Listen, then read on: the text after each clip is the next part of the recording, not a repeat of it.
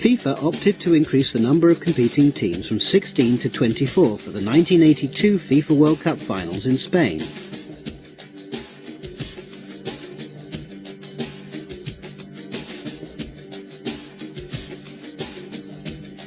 This decision gave another team from Africa and Asia the opportunity to play in the finals. Cameroon benefited by qualifying for the finals for the first time in their history, and would turn out to be a minor revelation. They went out of the competition having not lost a game.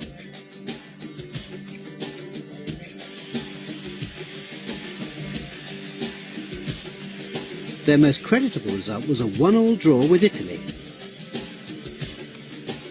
Italy took the lead after 61 minutes when Nkono's slip allowed Graziani to score. However, a minute later, Cameroon equalised with a close-range goal from Mbida. Mbida could not hide his elation as he celebrated the goal with his teammates.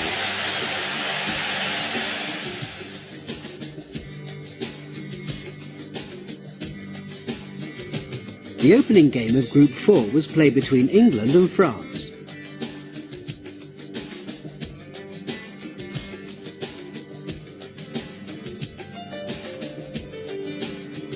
England would have to manage without their two main strikers, Brooking and Keegan, who were sidelined through injury.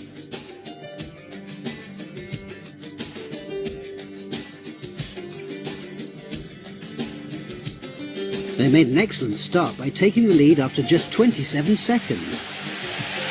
Brian Robson scored the fastest goal in the history of the final with an acrobatic volley.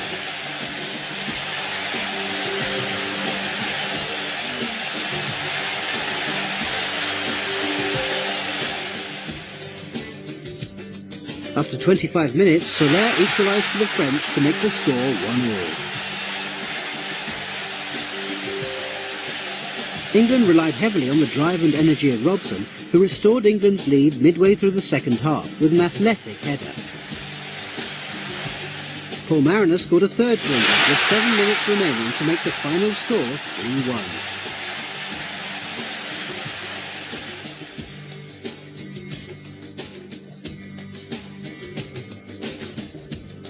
The host nation Spain entertained Northern Ireland, needing only a draw to win their group. Northern Ireland's team included 37-year-old goalkeeper Pat Jennings and 17-year-old forward Norman Whiteside, who became the youngest player to take part in the finals. After a goalless first half, Northern Ireland took the lead early in the second, when Arconada's mistake presented Armstrong with a chance to score from close range.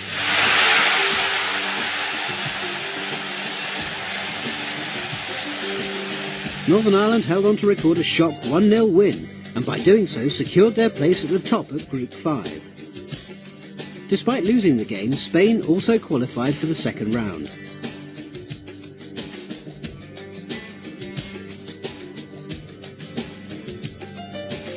Brazil came to Spain hoping to recapture the form that won them the 1970 FIFA World Cup.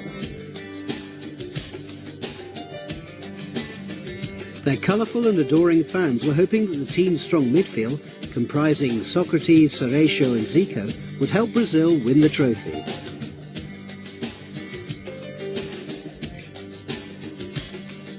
Having secured a narrow 2-1 victory against the Soviet Union, Brazil moved on to face the Bravehearts of Scotland in Seville.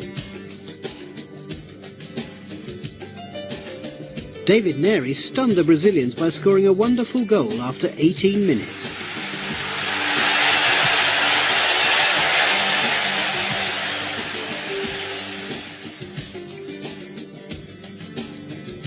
Zico silenced the Scottish fans 15 minutes later with a well-struck free kick.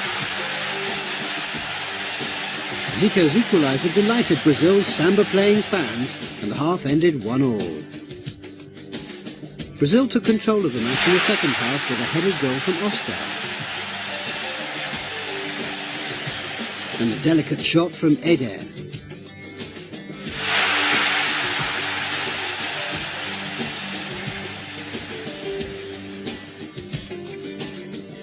Scotland tried valiantly to reduce the deficit, but could not breach Brazil's defence. With 3 minutes to go, Falcao's shot went in off the post to make the final score Brazil 4, Scotland 1. The second round comprised of 12 teams in 4 groups. Poland finished top of Group A with a goalless draw against the Soviet Union and a 3-0 victory against Belgium. The big new Boniek made a name for himself by scoring a marvellous hat-trick.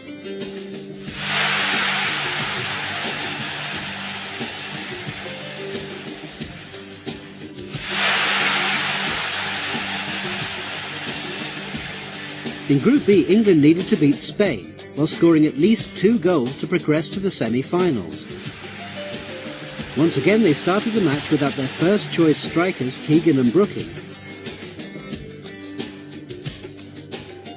Inspirational captain Brian Robson came close to breaking the deadlock with this header.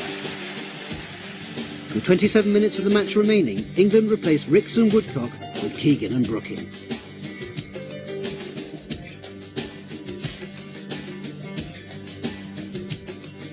Keegan wasted the best of England's chances when he missed the target with a close-range header.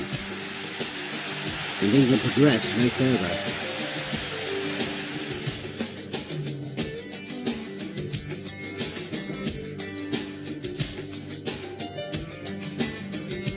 "21-year-old Diego Maradona had shown glimpses of his individual brilliance throughout the tournament.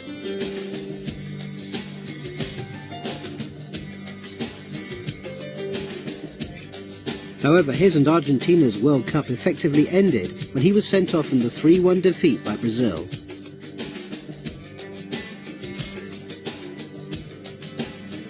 Marco Tardelli helped Italy secure a 2-1 victory against Argentina with this goal. The final match in Group C matched Italy with Brazil. Italy needed to win if they were to progress to the semi-finals. The game would turn out to be a memorable one for Italian striker Paolo Rossi. He opened the score after only 5 minutes when he headed Cabrini's centre into the corner of the net. 7 minutes later, Socrates equalised for Brazil.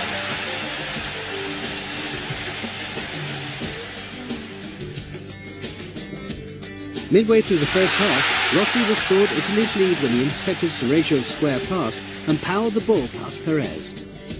Zico was furious with his defence for handing Italy the lead. Falcao equalised for Brazil midway through the second half, when his left foot shot found the back of the net following a patient move.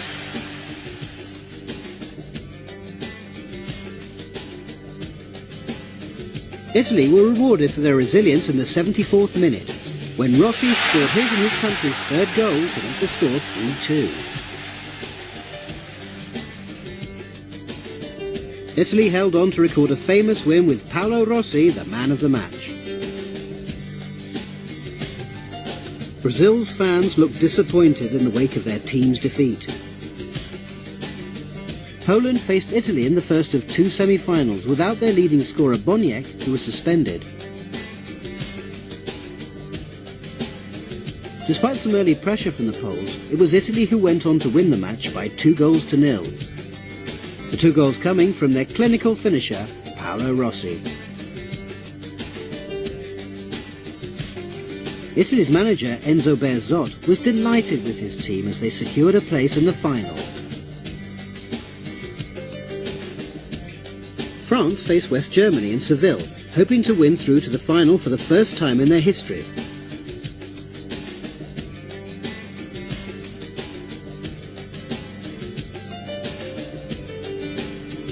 In what turned out to be a memorable match, Littbarski put the Germans ahead in the 18th minute.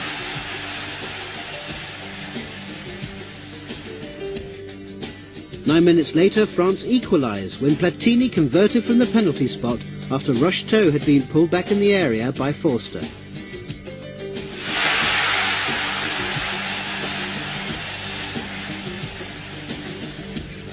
On the hour mark, French substitute Patrick Battiston was violently body-charged by German goalkeeper Harald Schumacher.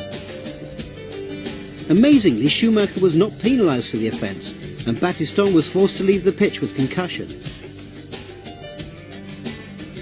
3 minutes into extra time, France took the lead through Tresor, who scored with an excellent volley.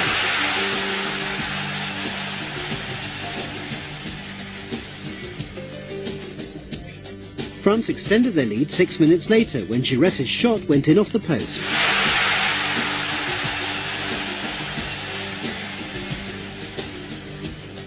The introduction of West German forward Rummenigge changed the game.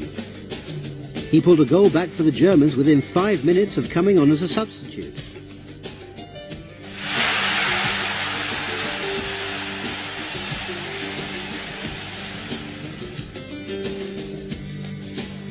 Fischer equalised for the Germans with one of his trademark overhead kicks to force the game into extra time. The question on many people's lips was, would Schumacher's cynical collision help Germany to win the match? The scores were level in the penalty shootout when Bessy saw his penalty saved by Schumacher.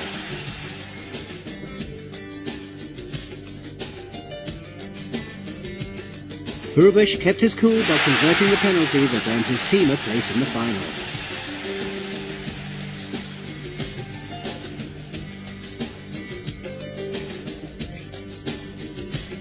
The final was played between two giants of Europe, Italy and West Germany. The fans of both countries were enjoying the build-up to the game.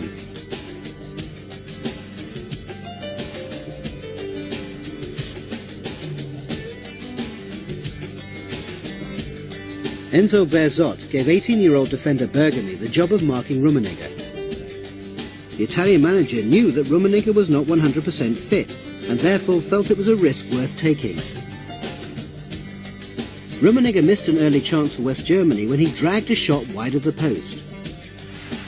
It was an opportunity that Rummenigge felt he'd wasted. 24 minutes into the match, Italy were awarded a penalty when Conti was hauled down in the penalty area by Briegel.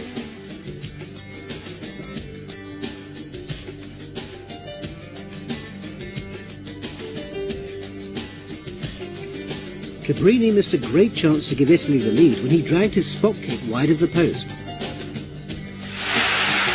The first half ended goalless, and the second could only get better. Italy broke the deadlock 11 minutes into the second half with a close-range header by Rossi.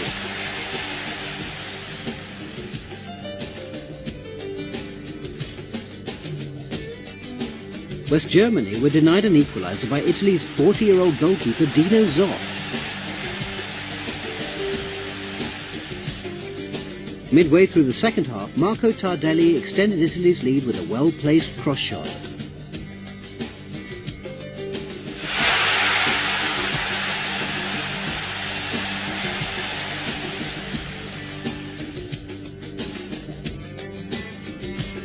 Altobelli made it 3-0 to Italy late in the second half, and the celebrations began.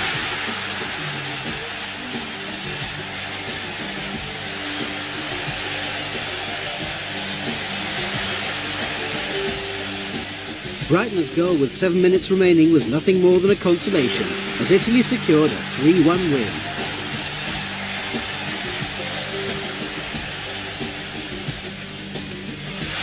In the end, West Germany were outplayed by a stronger team. Italy's Paolo Rossi would always be remembered for his crucial goal-scoring feat in the later stages of the tournament, which ultimately helped his country secure their third FIFA World Cup win.